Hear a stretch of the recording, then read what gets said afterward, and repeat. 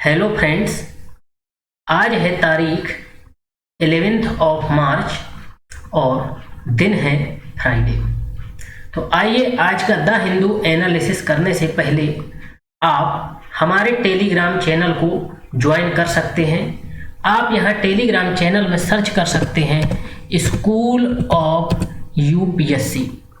जैसे ही आप इसमें सर्च करेंगे तो यहाँ पर शो करेगा स्कूल ऑफ यूपीएससी। आप इसको क्लिक करेंगे तो आप यहाँ से डेली द हिंदू न्यूज़पेपर, साथ में आप यहाँ से डेली का पीडीएफ फॉर्म में news analysis hand written notes जो है डाउनलोड कर सकते हैं। साथ ही साथ आप यहाँ से geographical videos, NCERT based geography के वीडियो, साथ ही साथ इंग्लिश ग्रामर के जो है आप वीडियो यहाँ से देख सकते हैं और आप हमारे चैनल पे इसके थ्रू डायरेक्टली पहुँच सकते हैं। दोस्तों, यदि आपको इसके थ्रू जाने में कोई समस्या होती है तो डायरेक्टली लिंक जो है वीडियो के नीचे यूट्यूब में प्रोवाइड कराया जाता है। आप वहाँ से भी डायरेक्टली जो है टेलीग्राम चैनल जो है ज्वाइन कर सकते हो। साथ ही साथ आप हमारे चैनल को सब्सक्राइब कीजिए। इस चैनल में हम daily the Hindu news analysis Hindi medium साथ साथ इंग्लिश मीडियम दोनों विद्यार्थियों के लिए डालते हैं। तो इसमें मेनली जो वीडियो होता है वो बाईलिंगुअल होता है, तो दोनों मीडियम के विद्यार्थी English as well as Hindi इनको प्रेफर कर सकते हैं। साथ ही साथ हम यहाँ पर जो है ज्योग्राफी एवं इंग्लिश ग्रामर के वीडियो भी अपलोड करते हैं, तो आप इस चैनल को जाइए और सब्सक्राइब कीजिए। अब आइए देखते हैं आज का द हिंदू एनालिसिस। तो द हिंदू एनालिसिस में सबसे पहले हम देखते हैं एडिटोरियल एनालिसिस कि एडिटोरियल में कौन कौन से एस्पेक्ट्स जो है आए हुए हैं। तो इसमें जो मेन एस्पेक्ट्स आए हुए हैं वो है मेनली रिलेटेड टू इलेक्शन। जैसा कि पिछले दिनों विभिन्न इलेक्शंस जो है यहाँ पर जो है विभिन्न चरणों में विभिन्न राज्यों में उत्तर प्रदेश, मणिपुर, गोवा, पंजाब में, साथ ही साथ उत्तराखंड में जो है इलेक्शंस अच्छी तरह से कंप्लीट किए गए और इन कंक्लूजन के साथ ही पिछले दिन जो है इलेक्शन रिजल्ट भी घोषित किए गए। तो इससे रिलेटेड जो यहाँ पर एडिटोरियल आया हुआ है 5 state polls their messages and implications.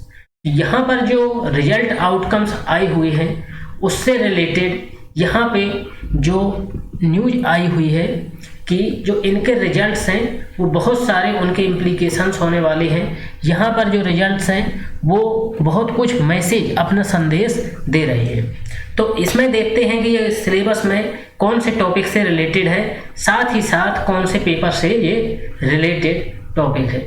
तो इसमें जैसा कि हम देख सकते हैं कि जो ये टॉपिक रिलेटेड है वो है पेपर 3 यानी जनरल स्टडी पेपर 2 से। तो इसमें जो हेडिंग्स है वो रिलेटेड है governance, constitution, polity, social justice and international relation.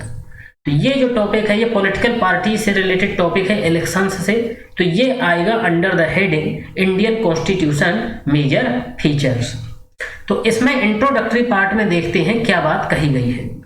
Introduction में परिचय के तौर पे हम इसमें देख सकते हैं पिछले दिनों 5 राज्यों में अलग अलग चरणों में विधानसभा चुनाव संपन्न हुए।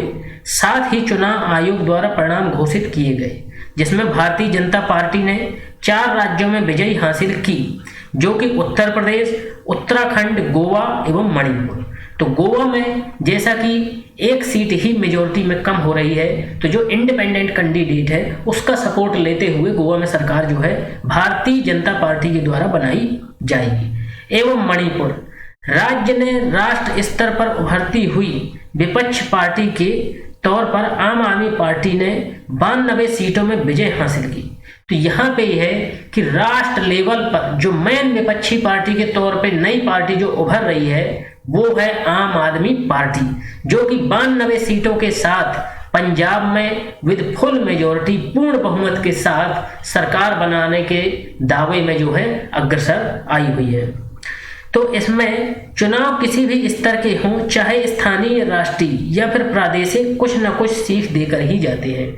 तो इस ओवरऑल जो ये आर्टिकल आया हुआ है, इसमें बात कही गई है कि जो चुनाव हैं, चाहे वो स्थानीय हों या फिर राज्य के हों, विधानसभाओं के चुनाव हो या लोकसभा के चुनाव हो या फिर राष्ट्र लेवल के कोई भी चुनाव हो, तो कोई ना कोई जो है संदेश देकर जाते हैं। तो जैसा कि हम यहाँ से सब हेडिंग देख सकते हैं, द बीजेपी गेन्स। तो इस सब हेडिंग में क्या बात कही गई है, तो उसको देखते हैं।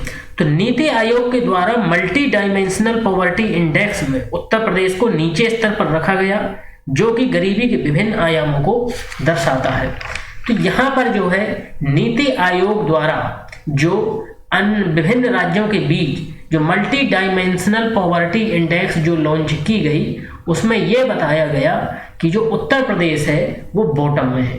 तो NITI Aayog ranked UP at the bottom of the multi dimensional poverty index, but the incumbent chief minister Yogi Adityanath was return to power in a first since 1985। तो ये ऐसा पहली बार हुआ है 1985 के बाद कि कोई भी मुख्यमंत्री लगातार 2 बार उसी पार्टी में और पार्टी के साथ जो है वहां उत्तर प्रदेश में मुख्यमंत्री बनने जा रहा है। तो इसमें यह बात कहेगी मल्टी डायमेंशनल पॉवर्टी इंडेक्स जो कि नीति आयोग के द्वारा लॉन्च की जाती है, तो उसमें बॉटम प्लेस पर होते हुए भी लोगों ने जो जनादेश दिया है वो बीजेपी की सरकार को उत्तर प्रदेश में दिया है।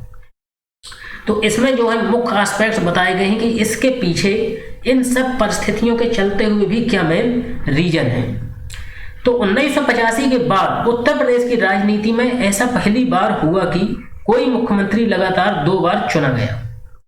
साथ ही भारतीय जनता पार्टी कस्बों एवं शहरी क्षेत्रों में अधिक वोट साझा के साथ विजयी हुई। तो इस बार क्या हुआ है कि पिछली बार चुनाव की अपेक्षा जो इस बार चुनाव हुए हैं, तो इसमें भारतीय जनता पार्टी ने जो है अर्बन और सेमी अर्बन एरियाज में अधिक वोट साझा किया है।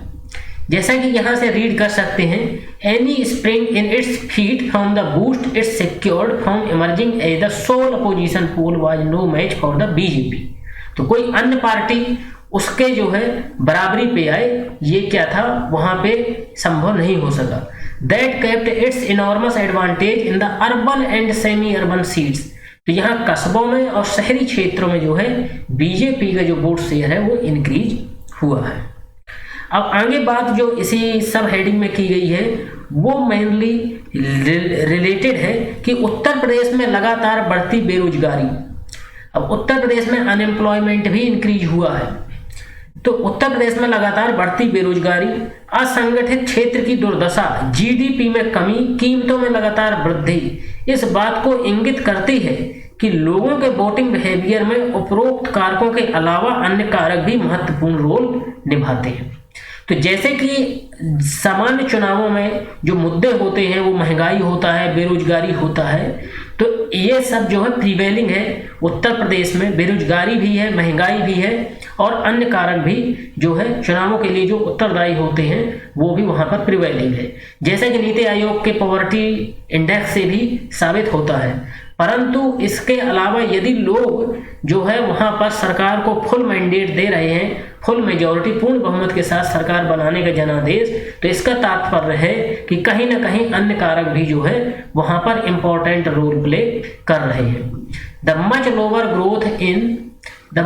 Growth in states GDP when compared to the 2012 to 2017 phase and the meteoric price rise impacting the food basket are all matters of the statistical record। तो जो वहां पर बेरोजगारी है, महंगाई है, अन्य का इनके साथ साथ तो जो लोग जनादेश दे रहे हैं, तो इन चीजों पर ध्यान ज्यादा ना देते हुए भी लोग वहां पर सरकार जो है बीजेपी की बनाने के लिए जो तैयार थे और बनाई। तो इससे क्या सामने निकलकर बातें आती हैं कि इसके अलावा, इन कारकों के अलावा अन्य कारक भी जो है कहीं ना कहीं वहां उत्तर प्रदेश के चुनाव में रिस्पॉन्सिबल है। तो कैंपेन से फोकस, अब यहाँ पे बात कही गई कि कैंपेन में मेनली किन बातों को जो है फोकस किया गया। विकास किसी भी व्यक्ति के जीवन की सुख की कड़ी है। तो जो विकास होता है वो किसी भी व्यक्ति के जीवन की सुख का जो है सबसे बड़ा पर्याय होता है। विकास का तात्पर्य है आर्थिक, राजनीतिक एवं सामाजिक सशक्तिकरण, जिसमें सभी लोगों को प्रजातंत्र में सहभागिता सुनिश्चित हो और बिना किसी डर के अपने मत का स्वविवेक से उपयोग कर सकें। तो इसमें यह बात कही गई है कि जो पिछली सरकार द्वारा, मतलब भारतीय जनता पार्टी जो 2017 में फॉर्मेशन की गई थी, तो उसके द्वारा जो विकास के काम किए गए वो काफी सराहनीय रहे हैं। तो यहाँ पर जो लोगों ने मैंडेट दिया, जनादेश दिया, उसी को ध्यान में रखते हुए दिया है का उपयोग सब करें। तो विकास की इस राजनीति में जाति, धर्म, संप्रदाय एवं ध्रुवीकरण की राजनीति से ऊपर उठते हुए सामाजिक समरसता, समानता एवं बंधुत्व की राजनीति को तवज्जो दिया जाना चाहिए। तो यहाँ पर आउटकम ये निकल कर आया है इस एनालिसिस में कि जो जाति, धर्म, संप्रदाय और इन सब कारकों से ऊपर उठते हुए विकास की राजनीति को आगे बढ़ाना चाहिए, जिसमें सभी का आर्थिक, सामाजिक और राजनीतिक तरीके से जो है विकास हो। अब यहाँ पर जो मेन इंपॉर्टेंट नेक्स्ट जो सब हेडिंग है वो है आप गेन्स। तो इसमें मेनली क्या बात की गई है कि आप जो जैसे कि अन्य जो विपक्षी पार्टियां हैं वो उस लेवल पे जो है जीत हासिल उनको नहीं हुई जो एक्सपेक्टेड थी, परंतु आप जो उभरती हुई आम आदमी पार्टी, जो राष्ट्रीय स्तर पर उभरती हुई एक नई पार्टी है अपोजिशन के तौर पे, वो काफ़ी अच्छे मार्जिन से या पूर्ण बहुमत के साथ जो है पंजाब में 117 में से 92 सीटें जो है सिक्योर किया है। तो AAP gains the remaking of the opposition spaces key message in these elections. तो यहाँ पे जो मेन संदेश है इस चुनाव का, जो कि आप जो पार्टी सामने उभर कर आई पंजाब में, वो इस बात का भी संदेश है कि किस प्रकार से एक नई विपक्षी पार्टी जो है देश में सामने उभर कर आ रही है। विपक्ष के तौर पर आम आदमी पार्टी उभरती हुई एक महत्वपूर्ण संदेश है। तो इसमें क्या है, एक महत्वपूर्ण जो मैसेज मिलता है वो ये है कि जो जैसा कि अदर विपक्षी पार्टियां उतना जो है मोमेंटम गेन नहीं कर पा रही हैं, उतनी स्ट्रांग होल्ड नहीं है और उनका लगातार जो है वर्चस्व कम होता जा रहा है, तो यहाँ पर जो एक नई पार्टी आ रही है वो काफी काबिल तारीफ है। विपक्षी दलों में यदि किसी दल ने सफलता हासिल की है तो वो है आम आदमी पार्टी, जिसने पंजाब में पूर्ण बहुमत के साथ सफलता हासिल की। जैसा कि सर्दी के दिनों में जाति आधारित जनगणना आंकड़े उपलब्ध न होने के कारण कई नेताओं द्वारा दल बदलते हुए सामाजिक दल ज्वाइन किया गया। मतलब समाजवादी पार्टी जो है ज्वाइन की गई थी पिछले इसी जो beginning of the commencement of the elections था, तो सर्दी में मतलब दिसंबर नवंबर में तो जो है पार्टी जो है बदली गई थी जनवरी के मंथ में। तो लोग जो है बीजेपी से समाजवादी पार्टी में ज्वाइन हुए थे, इस बात को बरकरार देते हुए कि जो जनगणना है वो ओबीसी या अन्य पिछड़ा वर्ग पर आधारित नहीं है और अन्य पिछड़ा वर्ग को सही तरीके से न्याय नहीं मिल पा रहा है। इसके चलते यह अनुमान लगाया जा रहा था कि अन्य विपक्ष पार्टियों के द्वारा सामाजिक न्याय एवं कल्याणकारी मॉडल दक्षिण राज्यों की तर्ज पर लाया जाएगा। तो यहाँ पे यह अनुमान लगाया जा रहा था कि जैसे कि जो दिग्गज नेता थे वो एक पार्टी से छोड़कर दूसरी पार्टी में जा रहे थे, तो वो ये अनुमान लगाया जाता था राजनीतिक विशेषज्ञों के द्वारा कि जो है डेवलपमेंटल मॉडल, विकास का जो मॉडल जैसा कि साउथ इंडिया में, दक्षिण भारत में अन्य पार्टियों द्वारा लाया जाता है, उस प्रकार स्थापित किया गया। परंतु चुनावी परिणामों ने सभी अनुमान बदल कर रख दिए। किंतु इन चुनाव परिणाम जो पिछले दिन घोषित किए गए, तो सभी अनुमान जो लगाए जा रहे थे कि किस प्रकार न्यू एजेंडा अदर पार्टियों के द्वारा लाया जाएगा, वो जो है सभी अनुमान जो है फेल साबित हुए। अब नेक्स्ट है माउंटिंग अ चैलेंज। अब जो चैलेंजेस हैं वो किस लेवल पर है।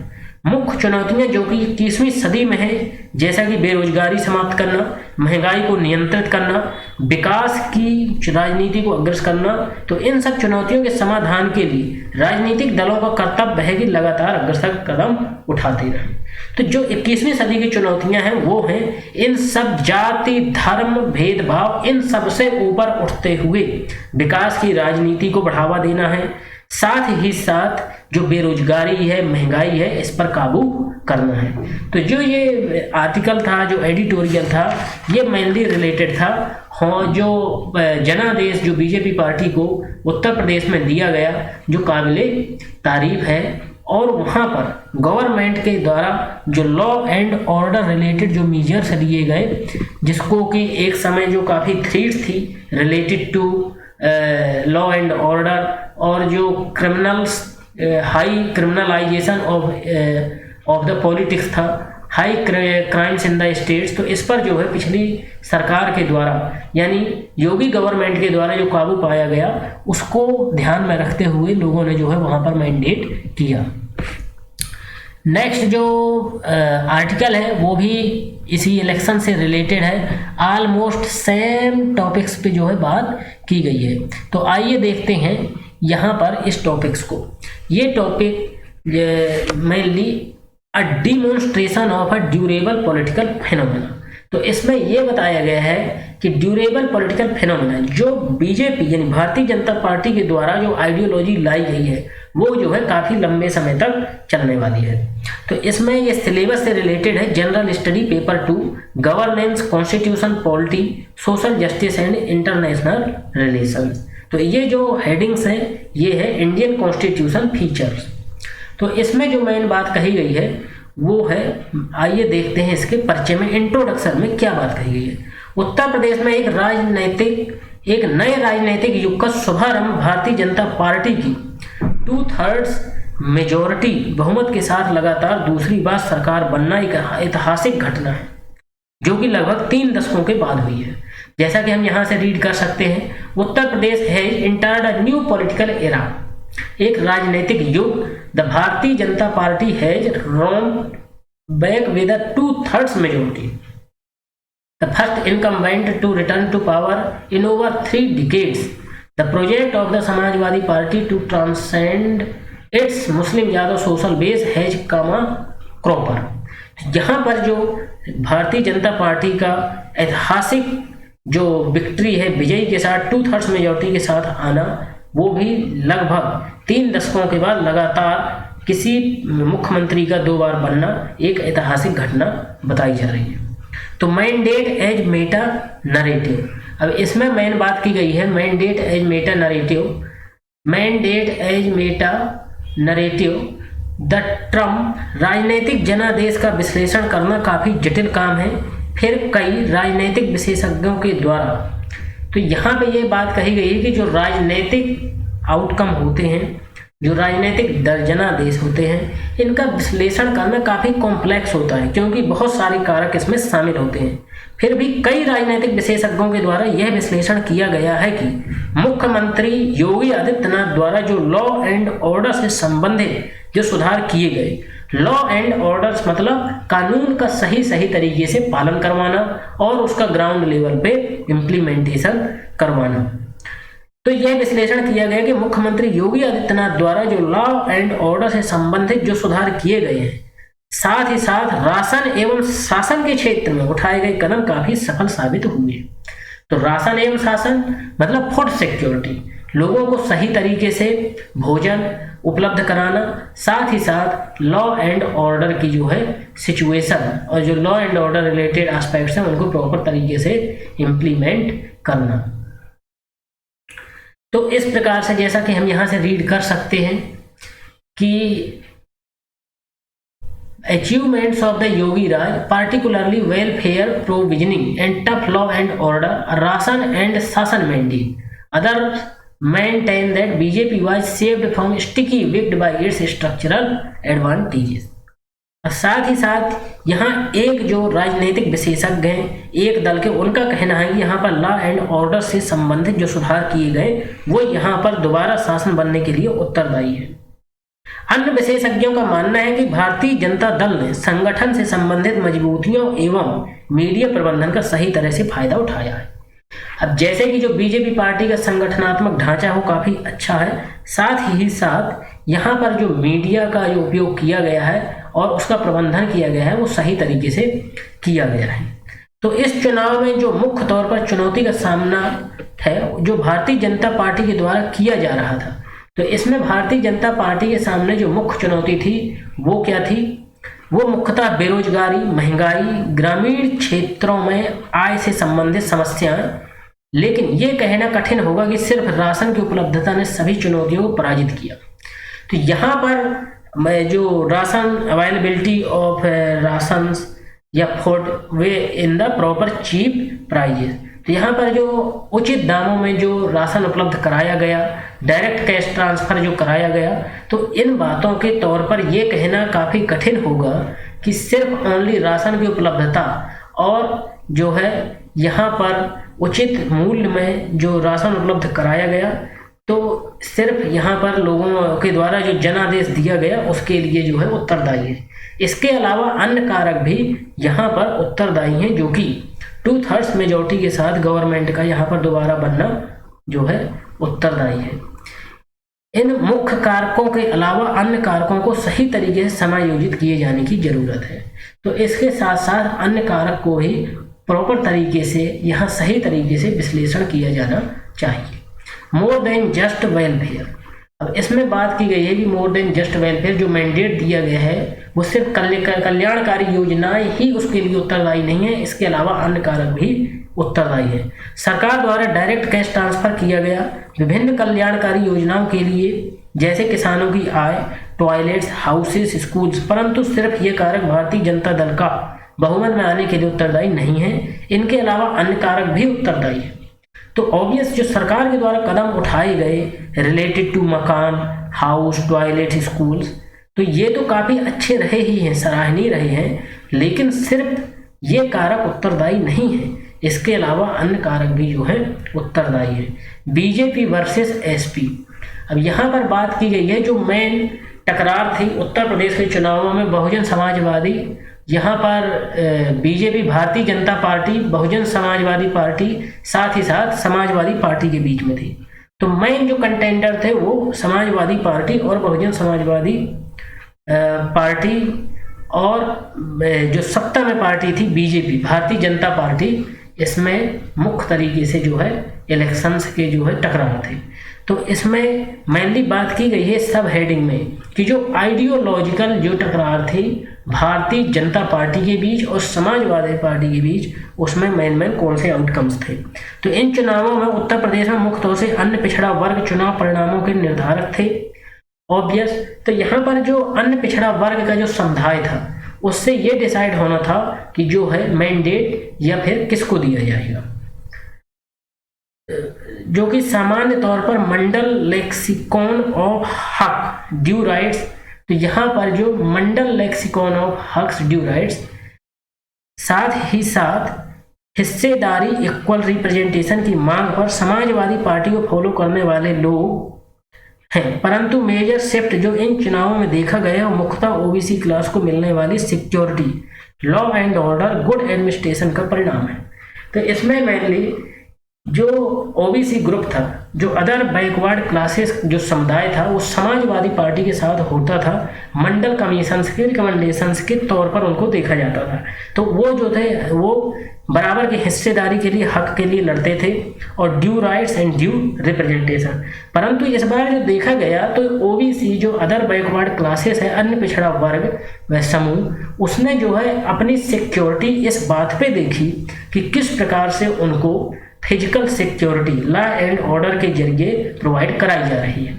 जैसा कि पहले यूपी में क्राइम्स जो था वो काफ़ी हाई लेवल पर था, पर योगी गवर्नमेंट के आने के बाद वहाँ पर जो है क्राइम में काफ़ी हद तक जो है कंट्रोल जो है पाया गया। तो इस प्रकार से यहाँ पर जो है मैंडेट को प्रॉपर तरीके से जो है बीजेपी गवर्नमेंट को दिया गया। अब आगे बात की गई है इकोनॉमिक सिक्योरिटी। तो लोगों का जो वोटिंग बिहेवियर है वो इकोनॉमिक सिक्योरिटी ने किस प्रकार से डिसाइड किया। बिना जाति भेदभाव के अन्य पिछड़ा वर्ग को आर्थिक सुरक्षा मुहैया कराई गई, जिससे ऐतिहासिक तौर पर मंडल एवं दलित राजनीति वर्तमान सरकार के प्रयासों से लोक सेवाओं की पहुंच में तब्दील हुई। तो इसमें क्या है, जो डायरेक्ट कैश ट्रांसफर, उचित मूल्य की दुकानों में सही राशन, साथ ही साथ यहाँ पर जो क्राइम पे जो कंट्रोल किया गया, तो इसके द्वारा जो मंडल कमीशन की तर्ज पर ऐतिहासिक तरीके से जो चुनाव लड़ा जाता था अन्य पार्टियों के द्वारा, तो ये है लोक सेवाओं की जो पहुंच है, जो पब्लिक सर्विस डिलीवरी है, जो गवर्नमेंट के द्वारा सेवाएं प्रदान की जाती हैं, उसकी पहुंच किस हद तक बदली है, ये इस चुनाव में काफ़ी इम्पोर्टेंट कारक था। आगे जो इसमें बताया गया है, इसमें है फॉर्मुलेटिंग एन अल्टरनेटिव।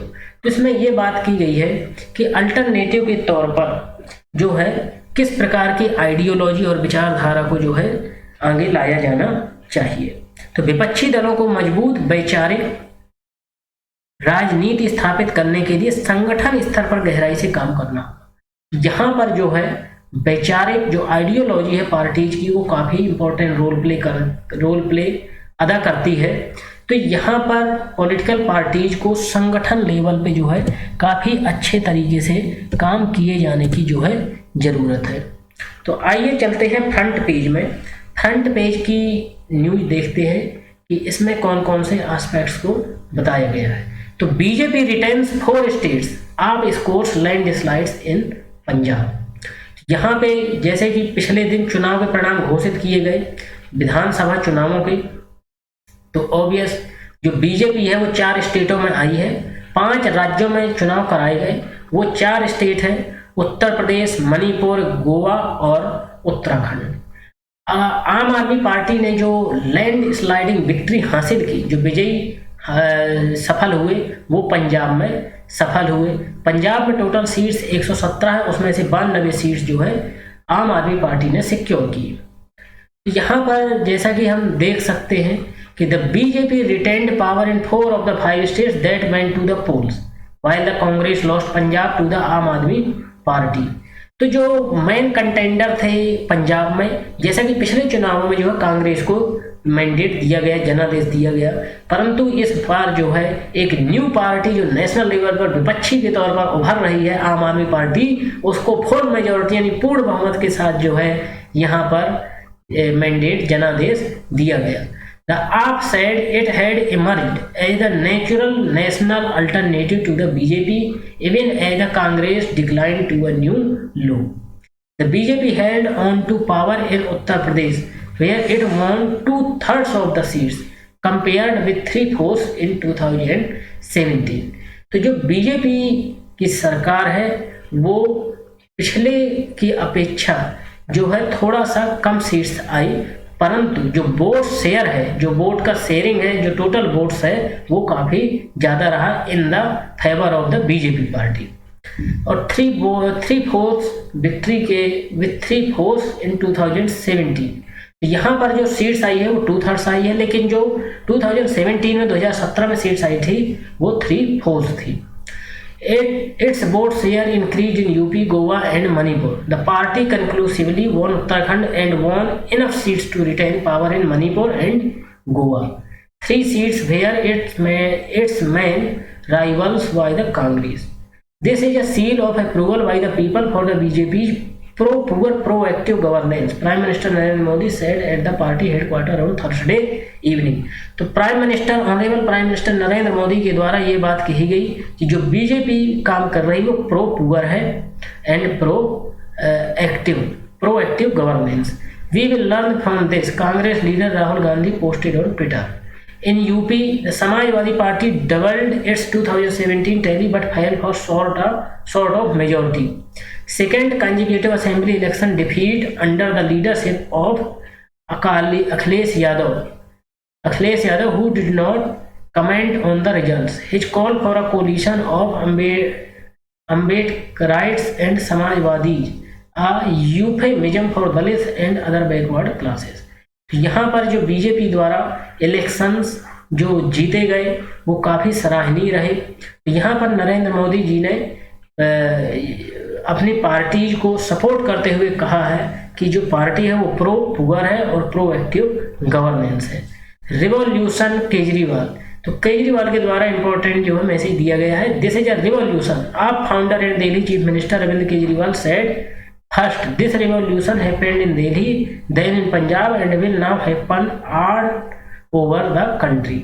तो ये एक देश के लिए भी एक अच्छा शुभ सूचक है कि जो मेन अपोजिशन हिस्टोरिकल पार्टी थी वो उतना अच्छा परफॉर्मेंस नहीं कर पा रही हैं, तो जो नई पार्टी है आम आदमी पार्टी, वो जो है देश के मेन मुद्दों को लेकर, गुड एडमिनिस्ट्रेशन को लेकर, मतलब अच्छे प्रशासन के साथ, अच्छे डेवलपमेंटल एजेंडा के साथ जो है देश में अपोजिशन पार्टी के तौर पे जो है उभर रही है। तो इस प्रकार से हमने फ्रंट पेज की न्यूज को देखा और एनालिसिस किया। तो इस प्रकार से हमने आज के द हिंदू एनालिसिस को देखा। तो friends, join our Telegram channel, subscribe our YouTube channel and writes your comments. You can find other videos in our channel like geography, NCERT video, English